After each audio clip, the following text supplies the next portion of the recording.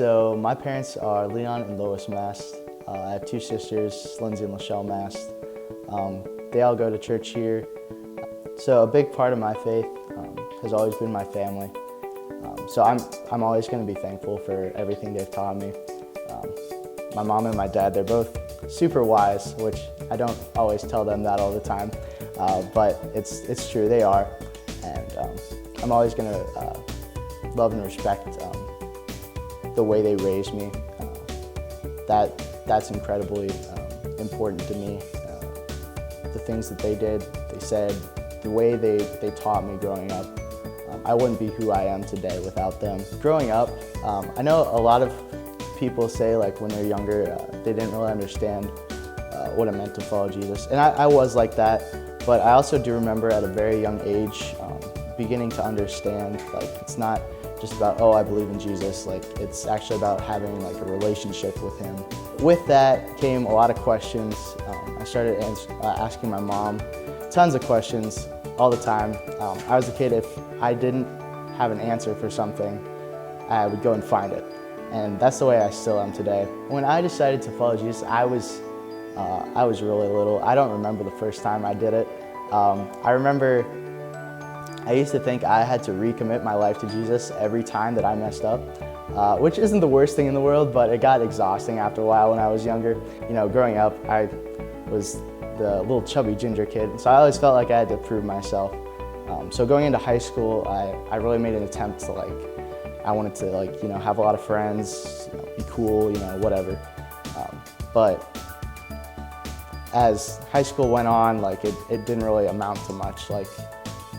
Having lots of friends, sure, it's cool, but as far as my walk with Jesus, it didn't really contribute to that much. But in high school, I did have a lot of formative moments, especially in youth group. I still remember my Columbus missions trip, my sophomore year.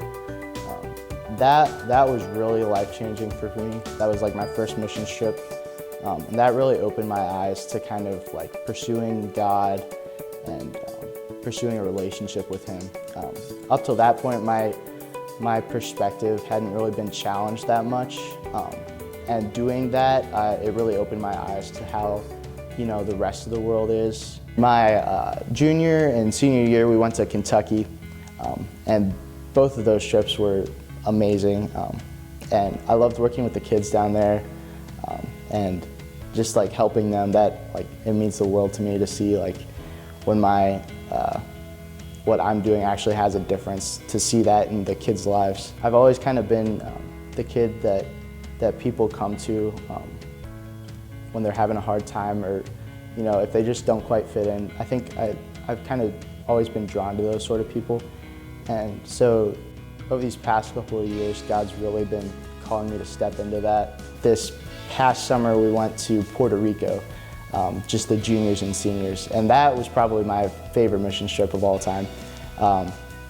Getting to work down there, work with the locals, and see them. I think you could see the joy in their face when we worked with them and stuff, and that was amazing to see that. And so then I did get asked to go back to Puerto Rico this next summer. Unfortunately, with coronavirus and everything, that got canceled. But me and Lori are hoping that we can go the following summer. So something I'd encourage you guys to do is start digging into Scripture.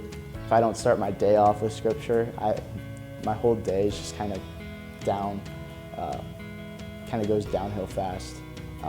And so I'd encourage you, start your day off with Scripture, because it's the best way you're going to start your day. It's going to change your perspective on the day, and ultimately it's just good for your faith. So my name's Lakota, and God is still writing my story.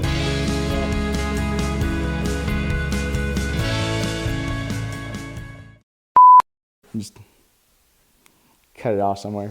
We'll just cut that. Sick.